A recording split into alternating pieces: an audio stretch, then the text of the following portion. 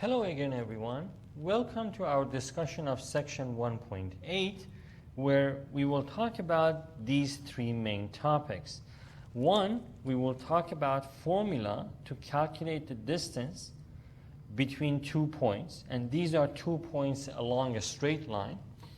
Second, we will talk about a formula to calculate the coordinates of the midpoint along a line segment. So if you have a line segment with 2 points at the ends of this line whose coordinates are known, we can find the coordinates of the midpoint of that line segment. And third, the equation of a circle. So before we get to the details of these topics, please remember the study, the best study habits in this course, which is first, before you watch this video or attend class, please skim through the textbook section or topic before we cover it. And half an hour to 45 minutes would be best, and maximum 1 hour if it's a long section, but no more than that. And then attend each class or watch this video and then review all the lecture notes and solve all the examples that I show you in these lecture notes on your own without looking at the solutions. And then please complete all the homework assignments by the due date and review throughout the semester. Okay, so having said that, the first thing to note is the x and y intercepts of a function.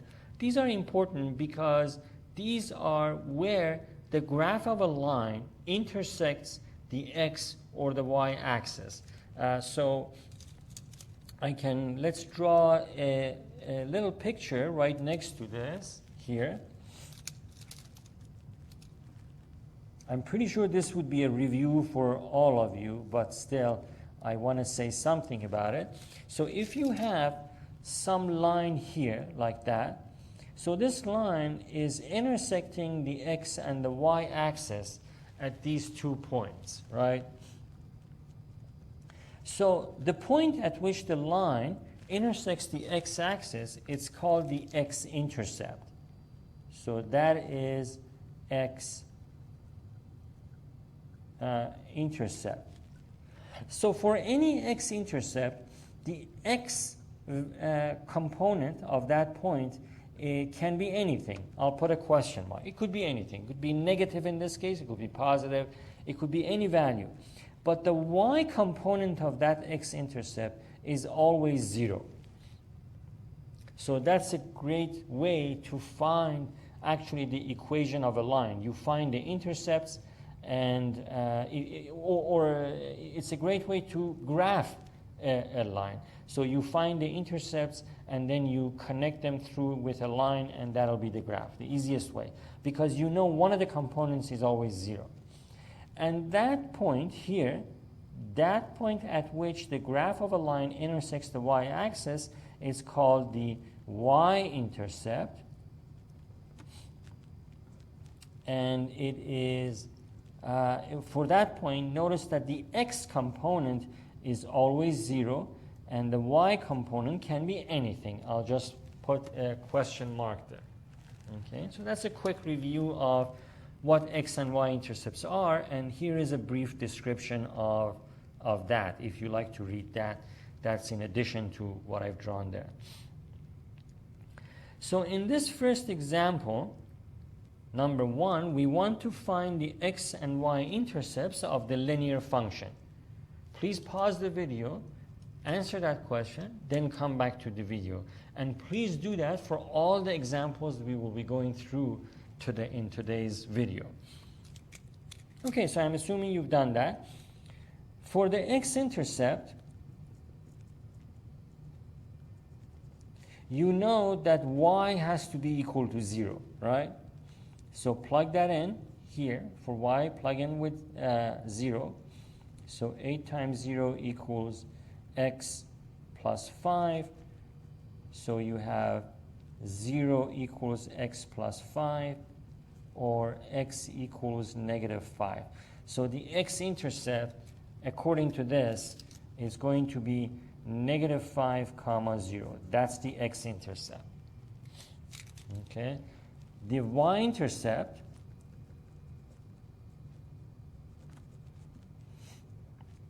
is when x equals 0. Remember this graph? For the y-intercept, x is always 0. For the x-intercept, y is always 0. Okay, that's what we're doing there. So let's substitute in this equation for x with 0. We end up with 8y equals 0 plus 5. Then 8y equals 5. And then y equals 5 over 8, right? So the y-intercept would be at 0 comma 5 over 8. Okay, we want to do the same thing for here. Find x and y-intercepts of the quadratic function that. Please do the same. Pause the video, solve this, and then come back to it. So for x-intercept, we know that y is equal to 0. So let's plug in here for y with 0 equals 4x minus x squared. But that is, so what does that mean? Let me put this on the left side. Minus x squared plus 4x equals 0. So let's factor out x in order to solve for, you could use the quadratic formula if you like. It makes no difference. Or we could actually write this as x squared minus 4x equals 0. Let's do that as a matter of fact. It makes no difference. But we can do that. So let's rewrite this. Let's move everything to the other side to make this coefficient positive. So we have x squared minus 4x equals 0. Okay, factor out x. What do we have? We have x minus 4 equals 0. So from here, then from this part, by zero product property, which we saw in video for section 1.6 or 1.5, I believe. So x equals 0, and from here, x equals 4, right? So the x-intercepts are 0, comma 0, and 4, comma 0. Okay? All of that is to find the x-intercepts. For the y-intercept, that means x equals 0. Remember this graph? The y-intercept, x is 0, then y can be anything. Let's see. So plugging in here for x with 0, we're going to calculate the y value. So we have y equals 4 times 0 minus 0 squared. And that means y equals 0. So the y-intercept is 0, comma 0, which is the same thing as the x-intercept. That's possible. If the line is going through the origin, then at that point you have the same x and y-intercept, which happens to be this case. Okay, so the distance formula. The distance formula, if you are given a line segment with 2 points at the end such that the coordinates for those points are known. So here Q has coordinates x2 comma y2, so those are some known values. And let's say this end of the line segment is point P with the known coordinates x1 comma y1. If that's the case, then we can use this formula to find the distance. We can use this formula to find the distance between the 2 points. So take the difference between the x components of those 2 points and square the difference, plus take the difference between the y components of those 2 points and square the difference. Add them together and take the square root of the whole quantity. Okay? You're expected to remember this for the exams. All right. So let's look at the next formula, which is the midpoint formula. So the midpoint formula says, okay, if you have a line segment such that you know the coordinates of the points at both ends of the line segment, if you have the coordinates known, then you can find the coordinates of the midpoint of that line segment using this formula. That formula is the same thing you see in this box. Okay, you see it on the graph, and you see it here. So you basically add the x components of the endpoints and divide that by 2. Comma, you add the y components of the endpoints and divide that quantity by 2. And you get the x and y components, or the coordinates of the midpoint of that line segment. Okay, so knowing that, let's look at these examples. Again, please have your stack of scratch papers ready. Solve these, pause the video, solve these, and then come back to the video. Okay, so this says the coordinates of 2 points along a straight line are given that. Okay, these 2 points. So what is the straight line distance between those 2 points? Well, we're going to apply this formula. It's on that page, but I'm going to write it here. D for distance is equal to square root of the difference between the x components, so x1 minus x2 squared plus y1 minus y2 squared. That's the formula for the for the distance formula. So let's plug in. We have, let's label these. You don't have to, but I guess it makes things more clear. All right? So x1 is minus 10 minus x2, which is 14, and then square the difference, plus y1, which is minus 8, minus y2, which is 9, square the difference. Okay? So let's see, what do we have? Here we have minus 10 minus 14, that's minus 24 squared, plus minus 8 minus 9, that's minus 17 squared, right? I'm going to need my calculator at this point.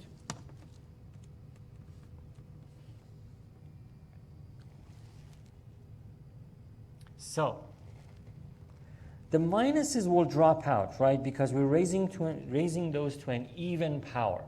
So everything is going to be positive on the inside. So I'm going to say 24 squared, 576. Let's write that down. Plus 17 squared, right? So 17 squared, 289. So that'll be a square root of 289 plus 576, right? So let's add those two, 289 plus 576. That's 865. Taking the square root of that, 865, right? I'm taking the square root of 865, and that is 29.41. So I'm just going to round this to 2 decimal places, even though probably we don't need that much precision, but still, I like to keep the 1 as well, like that. Okay. Then, in part B of this problem, it says, what are the coordinates of a point that is located in the middle of the line that connects the 2 points? So we're going to use this formula for that. Let me write it here.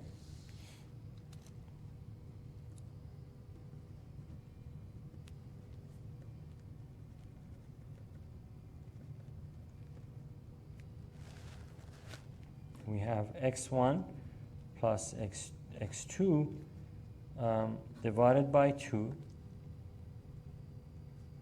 and y1 plus y2 divided by 2. I didn't need really these parentheses, but anyway. Okay, so let's plug in. We have x1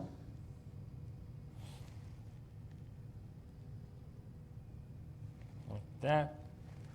So x1 is minus 10 plus x2, which is 14, divided by 2, comma, y1, which is minus 8, plus y2, which is 9, divided by 2, right? So let's simplify this. Negative 10 plus 14, it's positive 4, divided by 2, it's positive 2.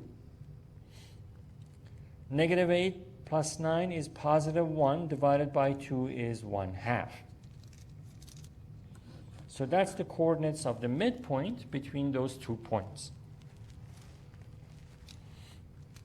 Okay.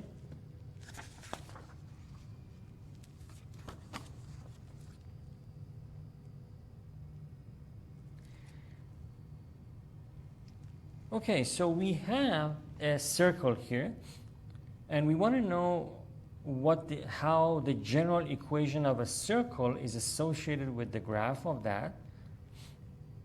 Like that. Let me move this up a little bit.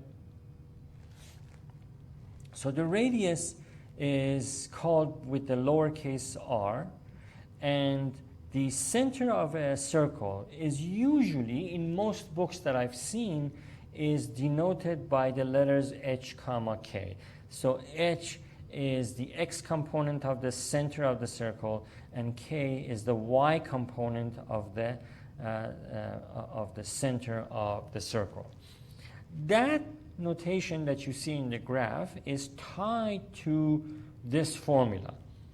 So make sure that you're able to not only remember this formula, but make sure, please, that you are able to connect this formula with this picture graphically.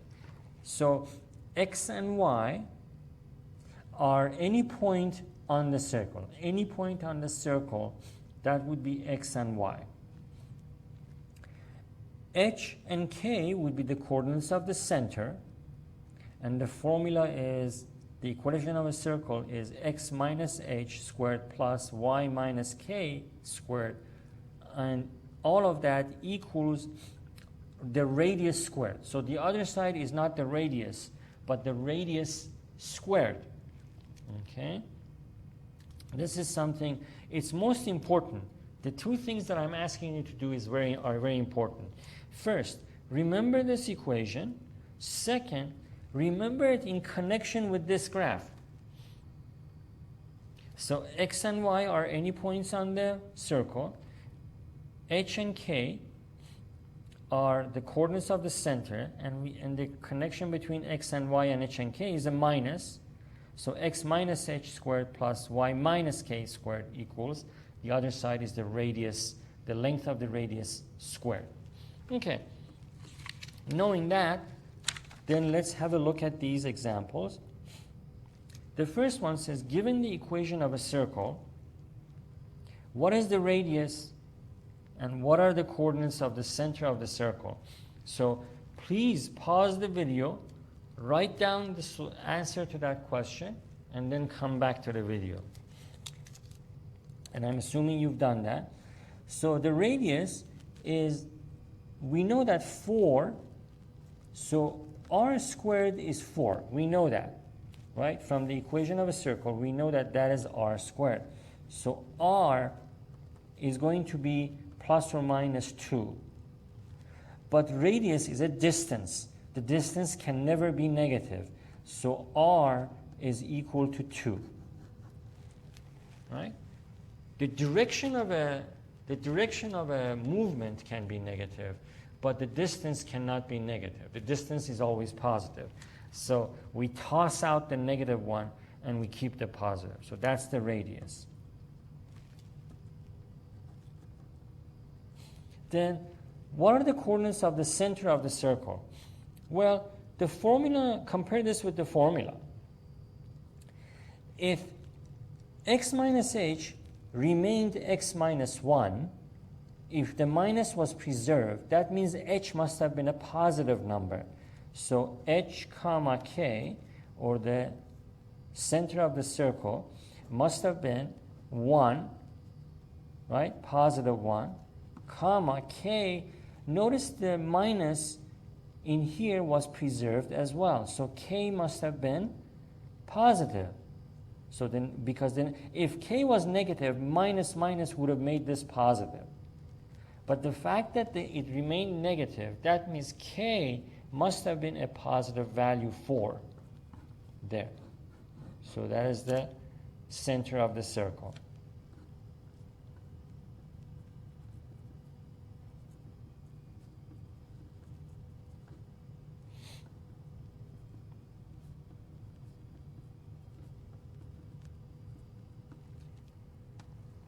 Okay. This one, given the equation of a circle, what is the radius? What are the coordinates of the center of the circle? Please pause the video, answer this, and then come back to the video. Okay, so once again, it's, okay, I can show both on the screen actually, so let me, so compare this equation with this equation of the general equation of a circle. So r squared is equal to 6, right? That means r is equal to plus or minus square root of 6, or distance can never be negative, so r is equal to positive square root of 6. Okay, that's the length of the radius. And the coordinates of the center h comma k, compare this with the general equation of a circle. Notice we have x plus 5, but the original equation was x minus h. So what could have h been such that we end up with x plus 5? So h must have been minus 5, right? If you plug in for h with negative 5, then you end up with x minus minus 5 will give you x plus 5. So h must have been negative. What about y? What about k? We ended up with plus y squared. So k must have been 0. Okay. I hope these answers agree with what you have on your own.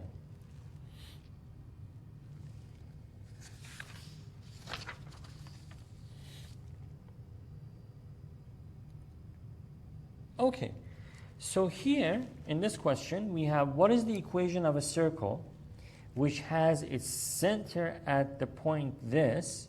So this is basically h comma k they're giving us, with radius equal 5. Well, knowing the equation, I hope you answered this before you see my answer. Okay, so this would be x minus 2 squared plus y minus 3 squared equals 5 squared. Okay, so let's simplify. So we have x minus 2 squared plus y plus 3 squared equals 25.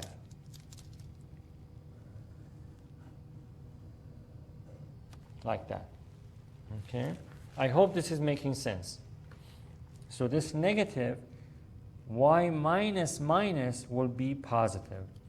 That's why whenever you have positive here or here, that means that component must have been negative, because the minus in the formula times that minus will give you positive 1. Okay, so here they're asking us to show that the equation, this equation, represents the equation of a circle. What is the radius of that circle? Where is the center of the circle located? Remember when we applied the completing of the square method? That method, as I promised you then, is very, very useful when we deal with conic sections. Now, in this whole course, we will talk about 2 of the conic sections. One is the circle. The other one is the parabola, which is the graph of a quadratic equation. But when you get to pre-calculus 2, which is trigonometry, then you will talk about the other conic sections, which are the hyperbola and the ellipse. Okay? But that method of completing of the square is going to be very handy here, because we're going to have to, if we are to show that this equation represents a circle, we need to apply the completing of the square method to show that this equation is really something like that. In which case, we'll be able to answer these questions that they're asking us, to find the radius and give the coordinates of the center of the circle. So let's apply the completing of the square method. First thing, I'm going to rewrite this. As I said before, a lot of mathematics is visual, just visually picking up patterns, visually manipulating things. And so in this case, I'm going to rewrite this so the x terms and the y terms are next to each other, and this constant is on the other side. So I'm going to rewrite this as x squared minus 6x plus y squared plus 10y equals negative 9. Okay, so now notice that we can only apply the completing of the square method. Remember, please, that we can only apply that method if the coefficient of the quadratic term is equal to positive 1. Is that the case here? Absolutely. So we don't have to factor anything, right? Remember that if it wasn't 1, positive 1, we'd have to factor that number. But in this case, we don't have to factor. So then applying the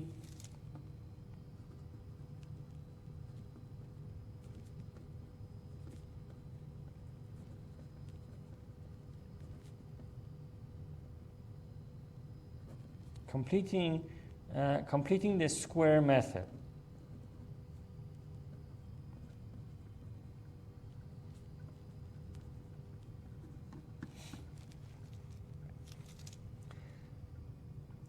Divide negative 6 by 2, negative 3.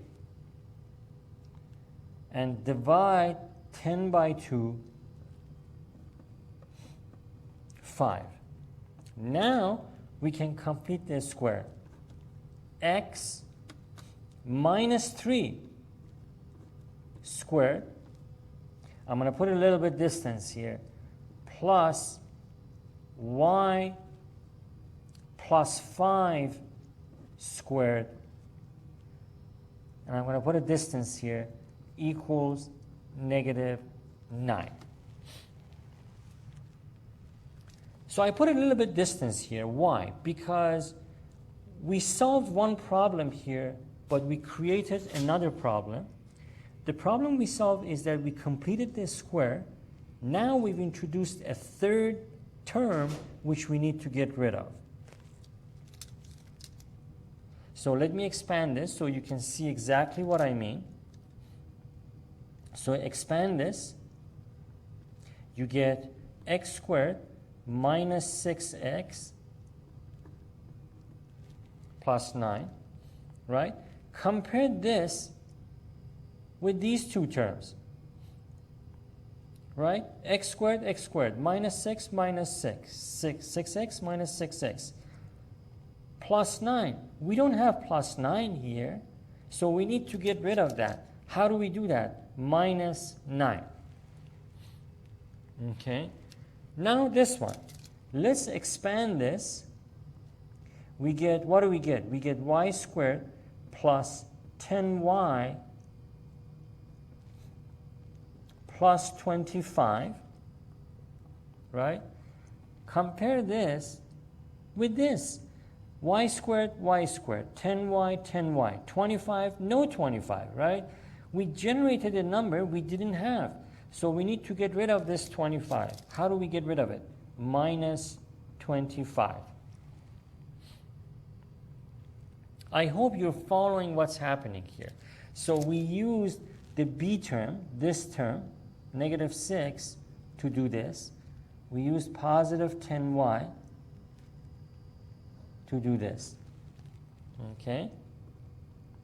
And then after that, we completed the square using minus 3 and positive 5. We completed this square. And now, by expanding, I showed you what are the numbers we need to subtract to get rid of the positive 9 and the 25. Because every time you complete this square, you're going to generate a third term here. Generate a third term, which you need to get rid of because they didn't exist here. Okay, now we have that. All right, so now we can move these constants to the other side along with this negative 9 we already started with. So we have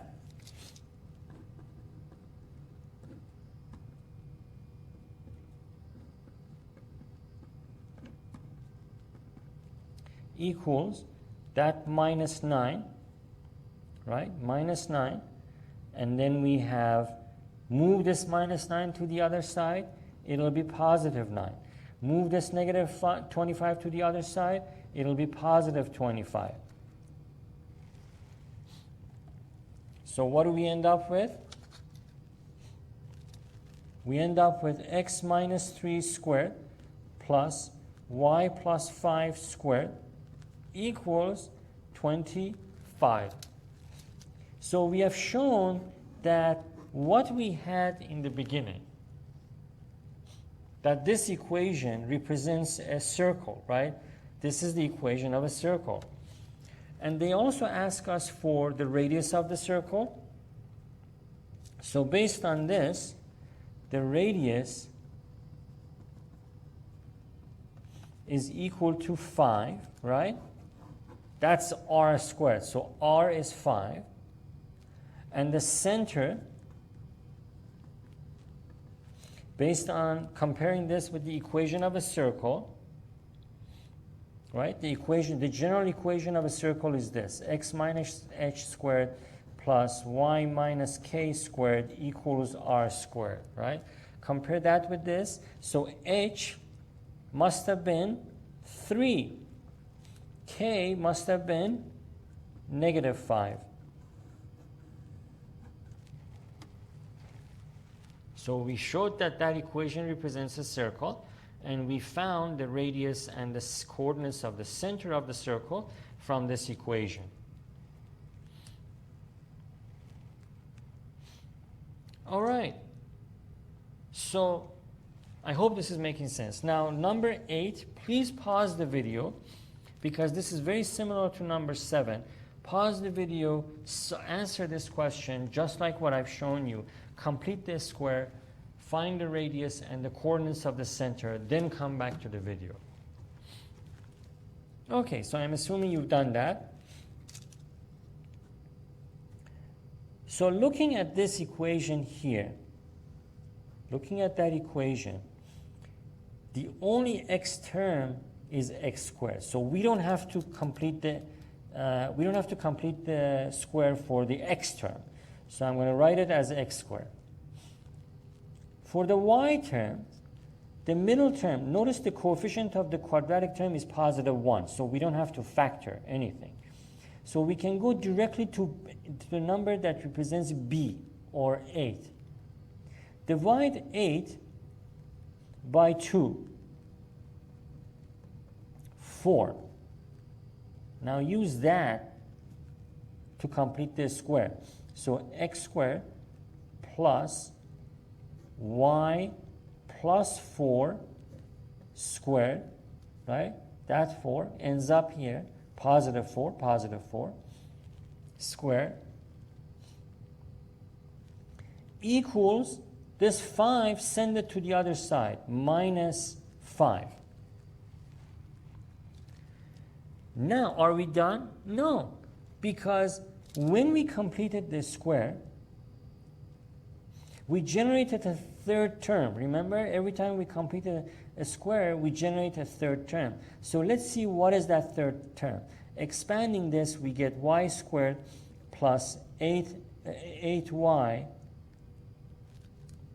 plus 16.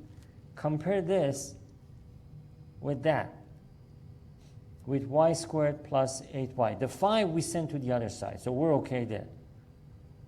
But we have y squared plus 8y. We don't have 16, so we need to get rid of the 16 here that completing the square generated. So minus 16, like that.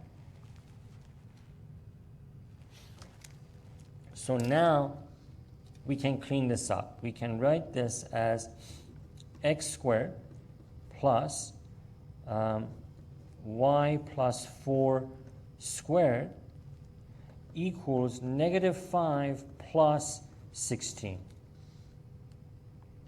So what do we end up with? X squared plus y plus 4 squared equals positive 11.